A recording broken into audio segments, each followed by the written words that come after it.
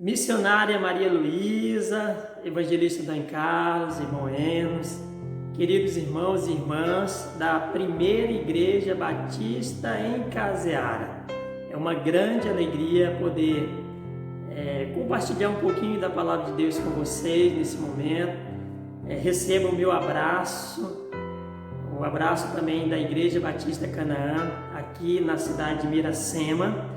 Infelizmente, esse ano ainda não tivemos condições de ir aí visitar vocês, devido a essa pandemia que estamos enfrentando, né? Mas logo que esse momento de ruim passar, queremos ir aí para ficar pelo menos uns 2 dias aí com vocês. É o nosso desejo, é a nossa vontade. Lá em Lamentações, capítulo 3, verso 21, é um texto que fala muito ao meu coração, diz assim: quero trazer à memória o que me pode dar esperança. Tem outras versões, a NVI, por exemplo, diz assim: todavia lembro-me também do que me pode dar esperança. Eu quero lembrar daquilo que me pode dar um pouco de esperança na vida. É a versão da Bíblia Vida. Queridos, nesse momento de crise que o mundo e o Brasil estão enfrentando, nós precisamos ocupar as nossas mentes, os nossos pensamentos com coisas boas, que nos edificam, que nos traz um renovo, que nos dá esperança de dias melhores. Não podemos ficar apenas pensando no pior, nos males que o coronavírus tem causado na nossa nação. Falta de emprego, dificuldade financeira para muitas empresas e pessoas, fome, desespero, medo e, infelizmente, morte. Nós precisamos ocupar nossas mentes com a fé em Deus, com o amor ao próximo, com a solidariedade, com a esperança de vencermos esse mal e vivermos dias melhores. Essa é a minha esperança, precisa ser a nossa esperança também, como servos do Senhor Jesus, do Senhor Deus Todo-Poderoso. O profeta Jeremias teve motivo de sobra para perder a esperança, para desistir até mesmo da sua própria vida. Quando nós lemos o capítulo 3 de Lamentações, nós podemos perceber isso. Aquele homem estava aflito, a gente vê isso no verso 1 do capítulo 3. Havia falta de perspectiva de vida. A cidade de Jerusalém, a nação de Israel, estavam enfrentando crises, dificuldades, muitas pessoas estavam enfermas, pessoas estavam morrendo, pessoas estavam sendo oprimidas. Então, havia privações naquela nação, naquelas cidades, nas famílias ali dos israelitas, e o profeta sofre com o sofrimento do seu povo, da sua nação. Ele sente uma solidão profunda, a gente vê isso lá no verso 10 do capítulo 3 de Lamentações. Ele começa a entrar no estado de depressão, o verso 12, quando ele diz: atingiu meu coração como flechas da sua aljava. Havia falta de paz na sua vida, no seu coração. A gente vê isso no verso 17, quando ele diz para Deus: tirou-me a paz, esqueci-me do que é prosperidade. E ele começa a ficar desanimado no verso 18.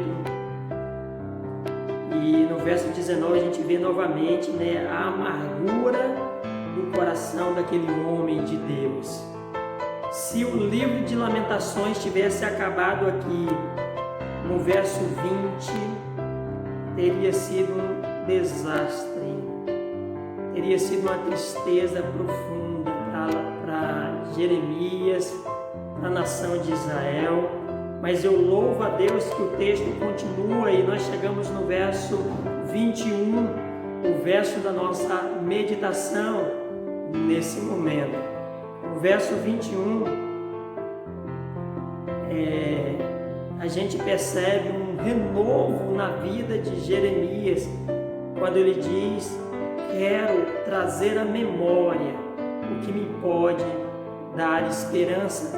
Então nós podemos aprender aqui que a esperança começa na nossa mente. A esperança começa na nossa mente. Jeremias teve tudo para desistir, para desanimar, mas depois de toda a exposição dessas dificuldades, dos problemas enfrentados por ele, por aquela nação, surge na sua mente um pensamento novo. Sua mente começa a considerar novas possibilidades. A frase "lembro-me" ou "quero trazer à memória" mostra que todo o processo de esperança nasceu na mente do profeta Jeremias. Não foi algo emocional, foi algo racional. A mente humana tem o potencial de nos ajudar ou atrapalhar no processo de esperança. Quando somos otimistas, conseguimos transformar algo ruim em dias promissores. Encaramos as lutas da vida, os problemas, como aprendizagem, como lição de vida. A pessoa otimista tem uma confiança elevada, atrai sucesso, aumenta a produtividade, muda completamente o seu dia. Já uma pessoa pessimista, para ele tudo dá errado. Ele não crê, não tem esperança, não vê a luz no fim do túnel. Isaías declara lá no capítulo 26 do seu livro, verso 3: tu conservarás em paz aquele cuja mente está firme em ti. Então uma mente firme em Deus poderá dar um início abençoado de esperança, de dias melhores, de novas perspectivas de vida. Talvez seja por isso que o apóstolo Paulo ensinou que nós devemos levar cativo todo pensamento em obediência a Cristo. 2 Coríntios capítulo 10, verso 5. O diabo ele semeia pensamentos negativos na mente e no coração do ser humano para tudo dar errado.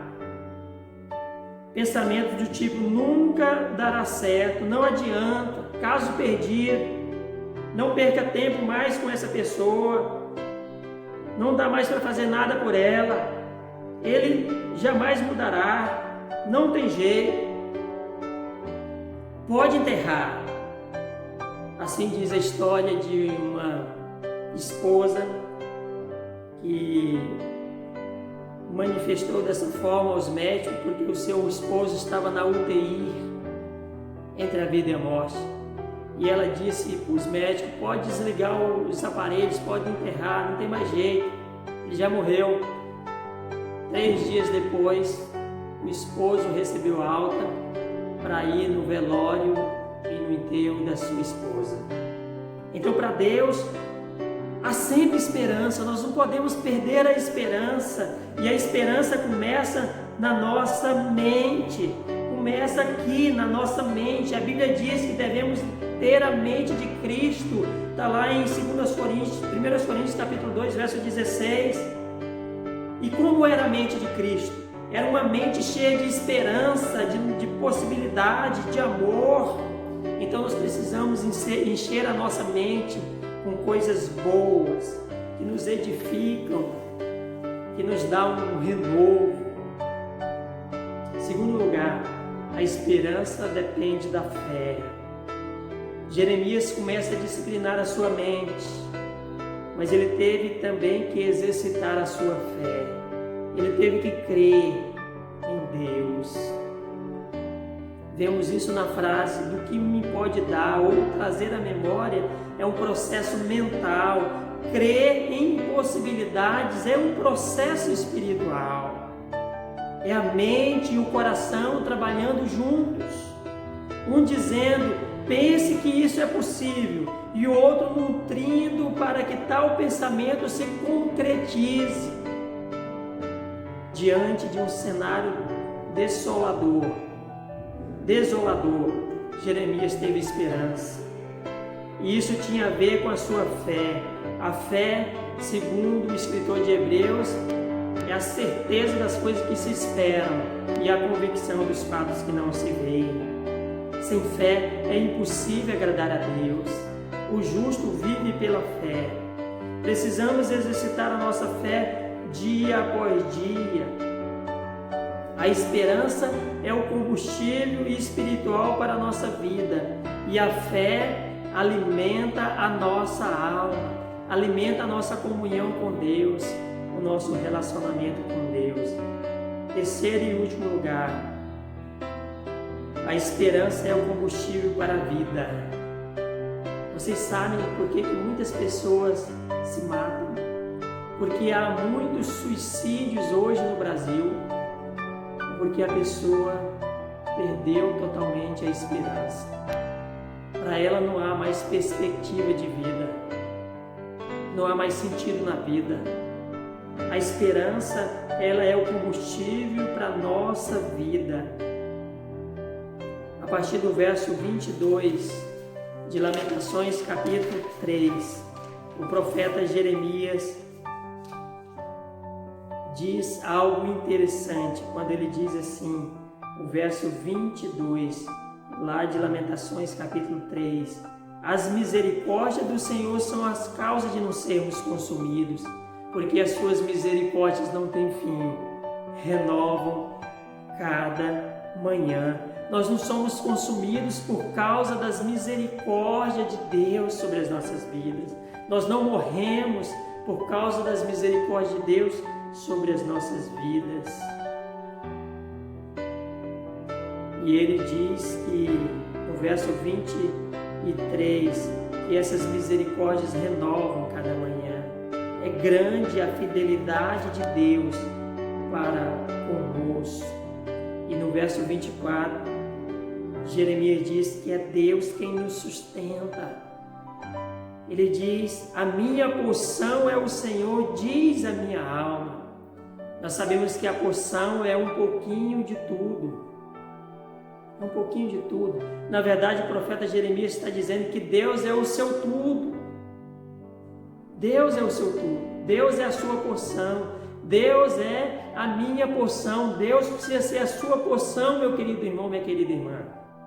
Deus é o seu tudo. Deus é a razão do seu viver.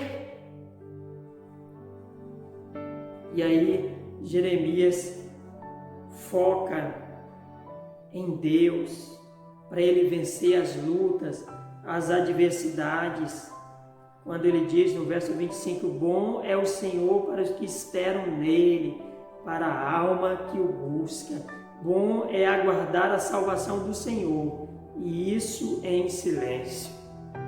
Não podemos ficar murmurando, questionando a Deus.